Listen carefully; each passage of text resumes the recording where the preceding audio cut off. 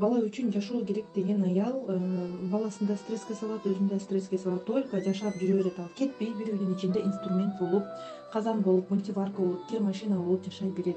А бала үчүн жашоо деген башка нерсе. Бала үчүн жашаганда сен өзүңдү ойлобой, күйөөңөн таяк жеп, өзүңдү ыраа көрүп атсаң, таякка, урушка, кыйкырууга өзүңдү ылайыктуу көрүп атсаң, күйөөңдүн сага кыйкыргандан балаң бактылуу болобу, күйөөңдүн сени таяктагандан балаң бактылуу болобу? Жок, аялзат, ооба, бала үчүн чыда. Бала деген эненин жүрөгү. Баланы баардыгыбыз ойлойбуз. Мен да энемин го. Бала үчүн чыда дегенди биз инструмент болуп чыда деп түшүнүп албайлы.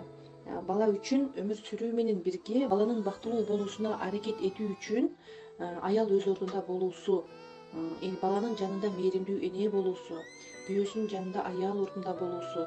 Кантип десең, биринчи сен өзүңдү аял катары кабыл ал, инсан экениңди түшүн, балаңдын жанындагы ордуңду түшүн, адам экениңди бил, билим ал, үйрөн, жүрөгүң мээримге толсун, өзүңө жакшы сөз айтканды үйрөн, анан сен балаңа жакшы сөз айтасың, күйөөңө жакшы сөз айтасың. Үйрөн жашоону. Тилекке каршы илгери бизге мындай жашоону үйрөтпөдү.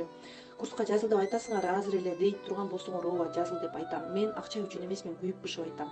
Мага рызкыны сиз жазылбасаңыз, сизден башка жактан да берет Кудай. Мага рызкыны сиз эмес, мага Кудай берет, ар тараптан берет.